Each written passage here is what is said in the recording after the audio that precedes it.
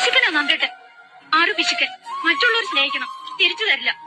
1000 തന്നാ തിരിച്ചു തരണത് 10. എനിക്കിപ്പോ എത്ര സൗകര്യമുള്ളൂ. അപ്പൊ എന്റെ തോന്നല് ശരിയല്ലേ? എന്റെ സമയം നീ നിന്നിട്ട് നോക്കാം. പല്ലവി ഒന്നുകൂടെ നോക്കാം. എനിക്ക് വയ്യ. എനിക്കറിയാം, കടമ കാണിച്ചതല്ലേ. അല്ലാതെ ശരിക്കും ഇഷ്ടമുണ്ടായിട്ടൊന്നുമല്ല എന്നെ കെട്ടിയത്. ആ മായ കെട്ടാൻ പറ്റാത്ത എന്റെ കുശുമുണ്ട് എന്നോട്. ശരിയാ, അവളായിരുന്നു എത്ര സമാധാനം ഉണ്ടായിരുന്നു. ഞാൻ സ്വൈര്യം കെടുത്തില്ലായിരുന്നു എന്നെ. അപ്പൊ ഞാൻ സ്വൈരക്കേടാണല്ലേ? എന്ന് കെട്ടിക്കോളെ, ഞാൻ എവിടെയെങ്കിലും പോയി ചത്തോളാം.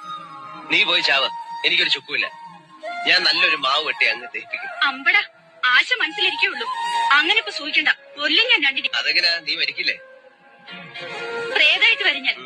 എന്നിട്ട് നന്ദേട്ടന്റെ കഴുത്ത് ഇങ്ങനെ ഞെക്കി കൊന്നിട്ട് കൊണ്ടുപോയി ഞാൻ. നന്ദേട്ടൻ പറയണ എന്തെങ്കിലും ഞാൻ അനുസരിക്കാതിരുന്നിട്ടുണ്ടോ? റിഹേഴ്സൽ ചെയ്യാൻ പറഞ്ഞിട്ട് ചെയ്യാതിരിക്കുന്നത് അനുസരണേ.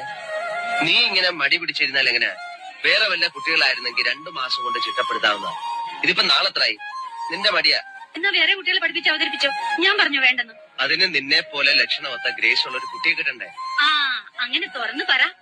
അപ്പോ സുമിക്ക് ഗ്രേസും നർത്തകി ലക്ഷണങ്ങളൊക്കെ ഉണ്ട്. അപ്പൊ കുറച്ച് ഗമയൊക്കെ കാണിക്കാം. അതിലൊരു കുറച്ചെല്ലാം വിചാരിക്കണ്ട.